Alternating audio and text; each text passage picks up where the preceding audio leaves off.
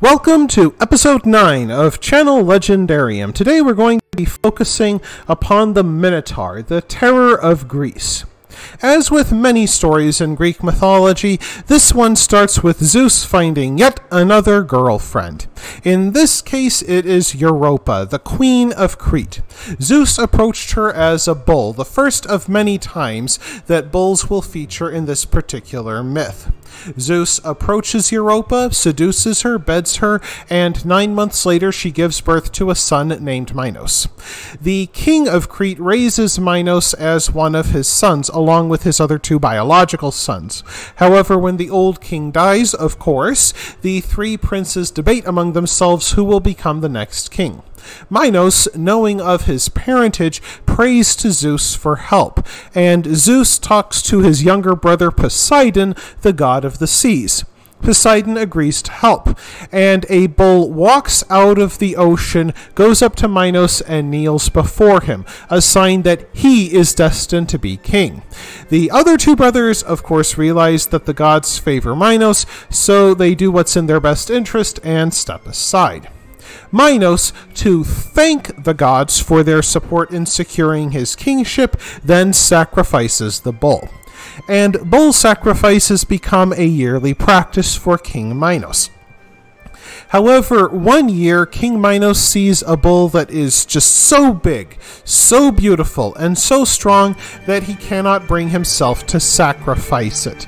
And instead he offers up a lesser bull to Poseidon. Of course, you can't fool the god of the sea. And to punish Minos, Poseidon says, okay, you like this bull so much? Well, he's going to become a part of your family. And Poseidon sends an unnatural love for the Cretan bull to Persephone, Minos' queen.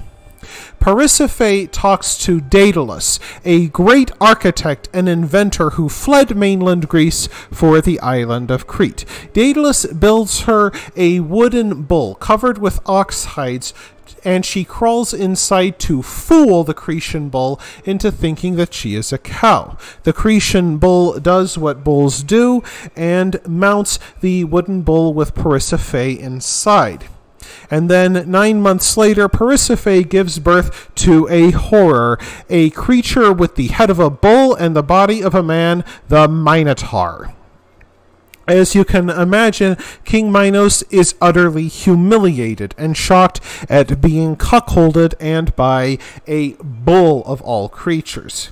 His first act of revenge is against Daedalus and his son Icarus for building the device that allowed his wife to cheat on him. He makes both Daedalus and Icarus his slaves. At first, Persephone tries to treat the Minotaur like any one of her other sons, nursing him and caring for him. However, there's just one slight problem. It turns out that the Minotaur's favorite food is human flesh, which, as you can imagine, leads to a staffing problem around the castle. So King Minos turns to his 2 new slaves, Daedalus and Icarus, and forces them to build a place where the Minotaur can never escape. And the place they produce is the Labyrinth. The Labyrinth was a true house of horrors to the ancient Greece. It was very dark, a kingdom of shadows and night, teeming with rats and spiders, where every turn you take is a dead end, and possibly the one that is going to take you to the dreaded Minotaur, who is about to invite you to lunch. Now, I'd like to point out all of the sins taking place on the island of Crete.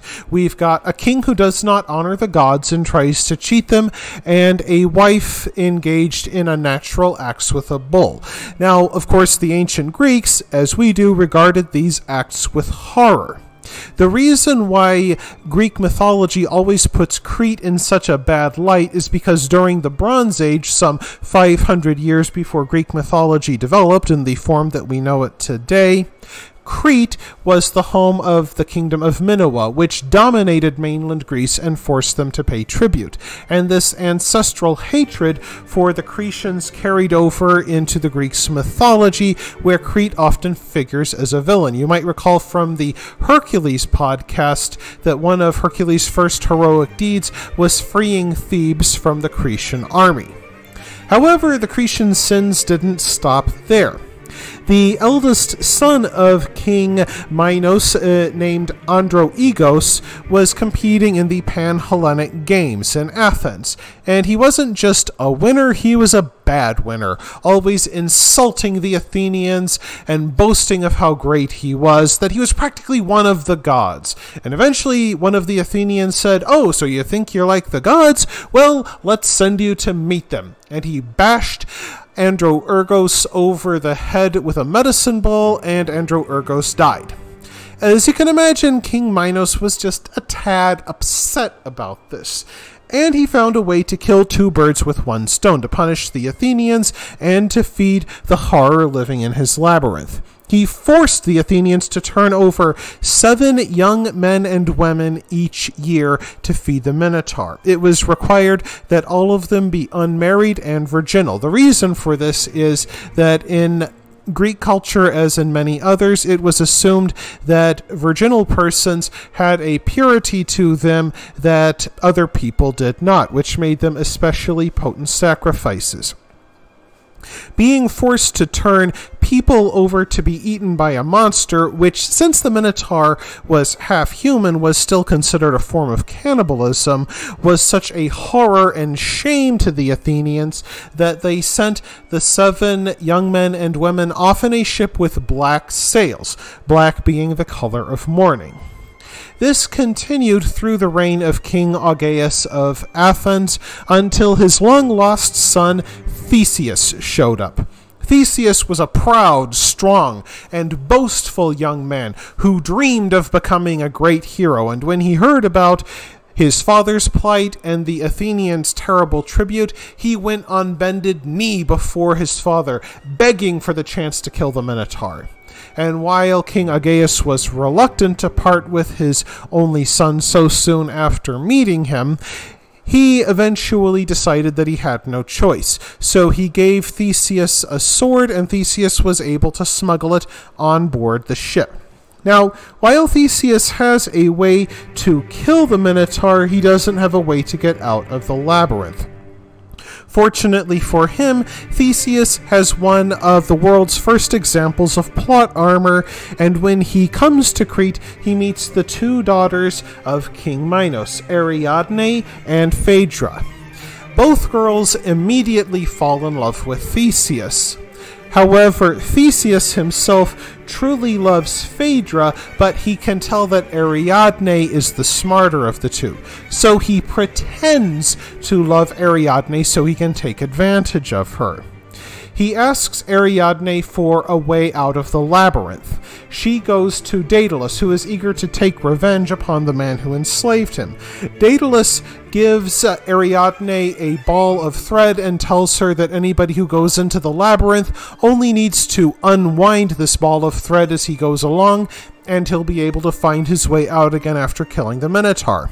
Ariadne dutifully turns over the ball of thread to Theseus, who ventures into the labyrinth, that kingdom of night and shadows, full of spiders and cockroaches and rats, where every turn is a dead end. But Theseus has the advantage because he's got the thread that he can follow, and he's got the sword under his tunic.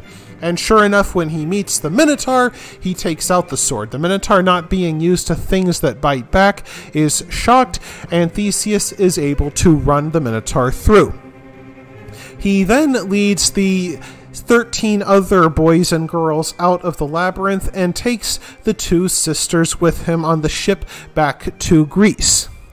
However, as I've mentioned, Theseus is truly in love with Phaedra, not Ariadne, the girl who did so much to help him. And when Theseus makes a stop-off on the island of Naxos, he abandons Ariadne there. You've probably noticed that Theseus is not a very good guy, yet he's one of the greatest heroes in the Greek pantheon. It is important to note that the Greek word hero does not necessarily mean you are a good person. Of course, today we expect heroes to be moral exemplars as well as doers of great deeds, but for the ancient Greeks, a hero simply had to be a doer of great deeds. And even though the ancient Greeks believed this, they still believed that the gods would take their revenge upon wrongdoers, whether they happened to be heroes or not. And no doubt with that in mind, Ariadne prayed to the gods for revenge, and the one who answered her call was Dionysus.